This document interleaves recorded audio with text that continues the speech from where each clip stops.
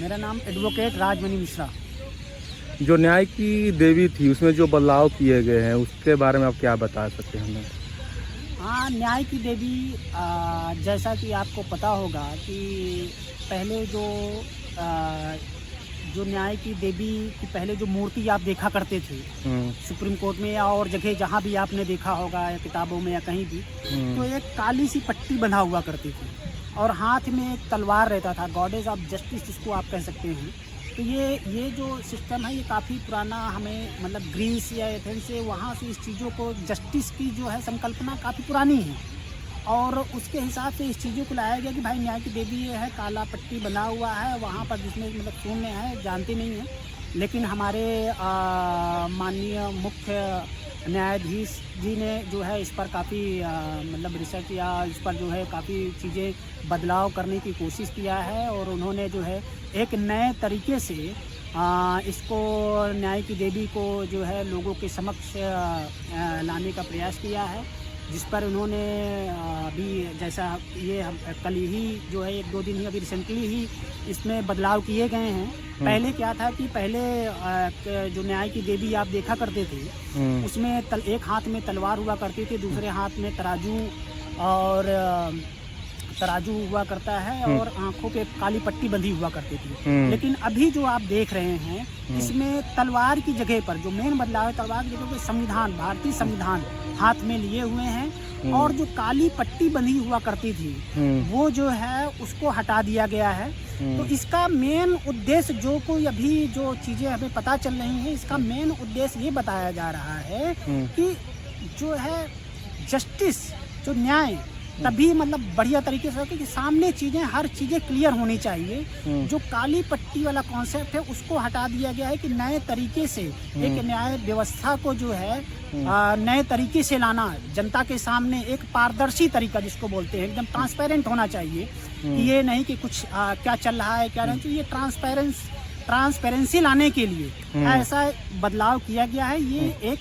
देखने का तो एक सिंबल मात्र है, लेकिन इसके काफ़ी बड़े मायने हैं, इसके बहुत से ज़्यादा, इसके अब आने वाले समय में तो काफ़ी चीज़ें, काफ़ी इसमें जो है नए नए विचार आएंगे, नई नई अवधारणाएं आएंगी, नया नया कॉन्सेप्ट आएगा इसमें। लेकिन जो मेन अवधारणा जहाँ तक हमें मतलब अभी तक पता चला है कि इसके पीछे का मेन अवधारणा यही है कि लोगों को ट्रांसपेरेंट, जो न्याय व्यवस्था है वो ट्रांसपेरेंट हो, जनता के बीच में एक ट्रांसपेरेंसी जाए कि देखिए इसमें कुछ ऐसा नहीं है कि कुछ छिपा हुआ है और जो भी सामने हो रहा, जो न्याय की देवी हैं आंखें खुली हुई हैं और संविधान के अनुसार, भारतीय संविधान के अनुसार उसके हिसाब से न्याय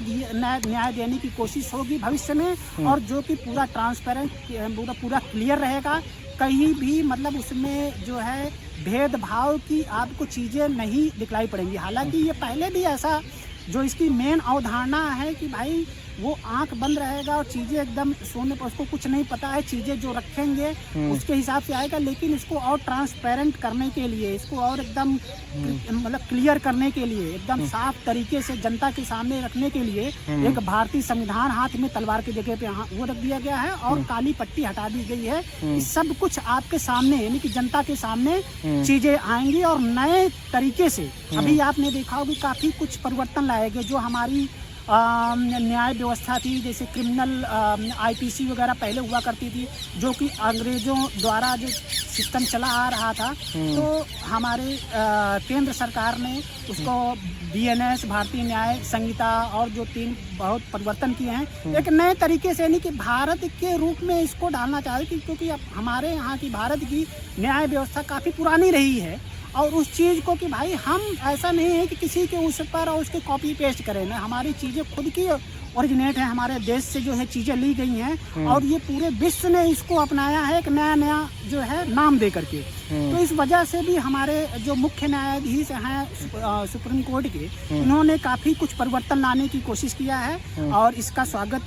करते हैं हम लोग और ये बहुत अच्छा है। आज के समय के हिसाब से सरकार ने भी काफ़ी प्रयास वैसे किए हैं कि जो बीएनएस वगैरह लाए, कि नाम चेंज किया और चीज़ें की कि भाई आज के हिसाब से चीज़ें हों, भारतीय भारत में जो चीज़ें पहले से चली आ रही हैं उसी की चीज़ को हम जो है लोगों के सामने रखें, ना कि किसी की कॉपी पेस्ट हो। और हमारे चीफ जस्टिस साहब ने भी काफ़ी जो है इस पर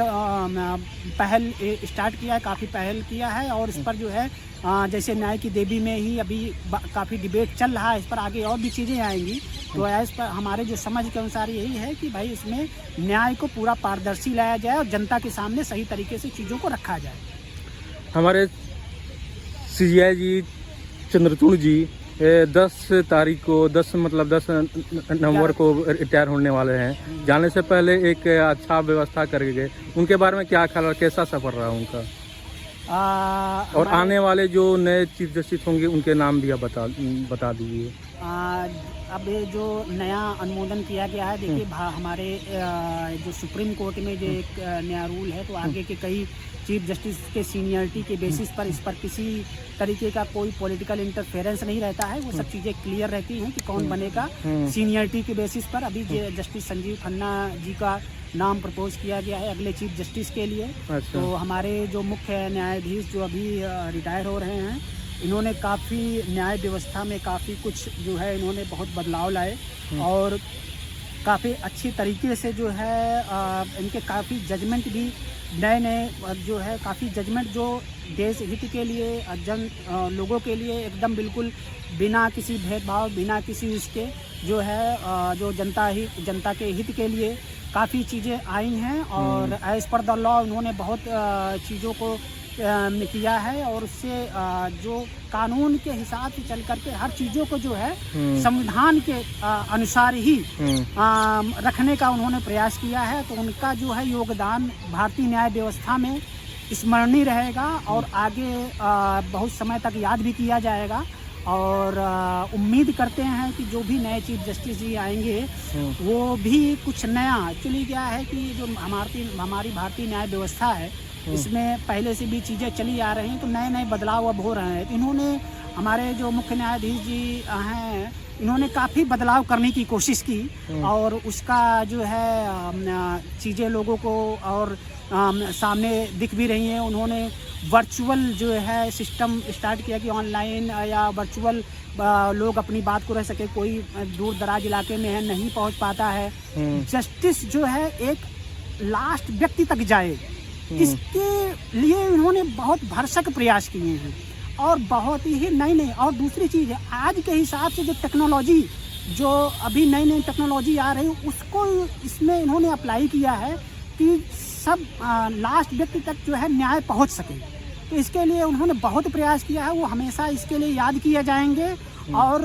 लोगों में जो है एक प्रेरणा का स्रोत भी हैं और यंग लॉयर्स के लिए भी बहुत प्रेरणा के स्रोत हैं। उनसे काफ़ी कुछ सीखने की भी ज़रूरत है। हम भी आज बहुत कुछ उनसे जो है चीज़ें सीखते भी रहते हैं कि उनके नई जो चीज़ें रहती हैं और किसी का बिना भेदभाव, बिना किसी पक्ष के उन्होंने निर्णय भी दिया है, वो जो कि काफ़ी सराहनीय है। और पूरा कानून के हिसाब से, संविधान के हिसाब से उन्होंने हर चीज़ को जो है लोगों के बीच में पहुँचाने का प्रयास किया है और इसी के लिए जो है उनका हमेशा याद किया जाएगा।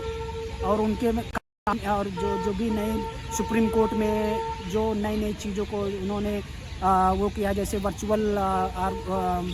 व्यवस्था किया है कि उन्होंने ऑनलाइन सिस्टम और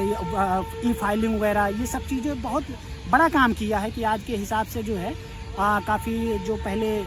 कागज़ों में पैसे खर्च होते थे या कागज़ वेस्ट होते थे, अब ई फाइलिंग के द्वारा बहुत सी चीज़ें बच जा रही हैं। इन्वायरमेंट को भी इससे बहुत फ़ायदा हो रहा है। तो बहुत ही बदलाव उन्होंने किए हैं और वो बदलाव काफ़ी सराहनीय है। Thank you sir.